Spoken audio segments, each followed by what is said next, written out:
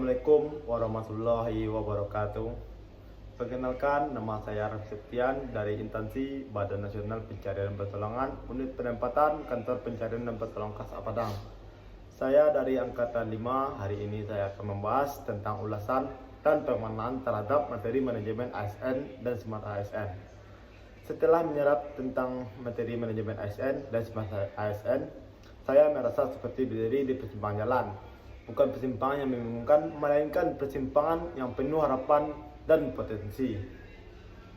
Dulu mungkin kita hanya melihat ASN sebagai deretan huruf pegawai negeri sipil, tetapi sekarang saya dengan materi ini, definisi itu melebar menjadi jauh lebih dinamis, lebih hidup. Pertama, mari kita bicara tentang soal manajemen ASN. Bukan hanya sekedar teori, ini adalah cetak biru. Proses dimulai dari perencanaan, bagaimana kita mencanangkan kebutuhan ASN yang relevan dengan visi dan misi organisasi. Bukan asal merekrutmen, tapi rekrutmen yang terencana, terukur, berbasis kompetensi. Lalu ada pengembangan karir, mutasi, promosi, semua hanya didasarkan pada merit system. Substansinya jelas, proporsional, integritas, dan objektivitas. ASN yang dikelola dengan baik adalah ASN yang berkinerja tinggi, yang sadar akan tugas dan tanggung jawabnya, dan yang terus diasah kemampuannya, tapi ada evolusi dari sekedar manajemen. Kita melangkah ke smart.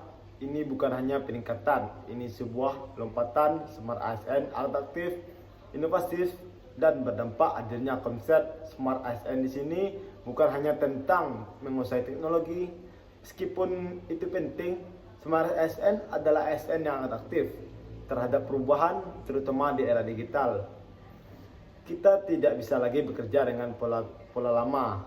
Di dunia bergerak begitu cepat, prosesnya menuntut kita untuk menguasai literasi digital.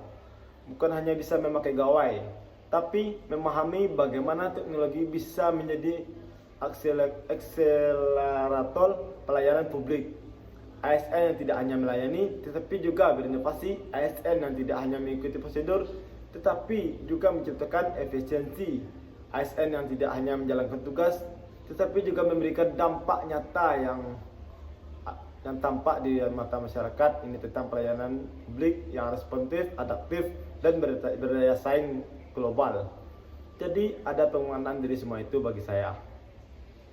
Ini lebih dari sekedar materi pelatihan, lebih dari sekedar persiapan ujian. Ini adalah panggilan untuk tidak hanya menjadi seorang pegawai, tetapi menjadi agen perubahan manajemen ASN, memberikan kita fondasi yang kokoh, kerangka kerja yang jelas tentang bagaimana seharusnya kita sebagai abdi negara bekerja dan dikelola. Sementara Smart ASN adalah jiwa, semangat, dan kemauan yang harus kita tanamkan dalam diri kita agar fondasi itu tidak lapuk, melainkan kita terus tumbuh dan berkembang sesuai zaman.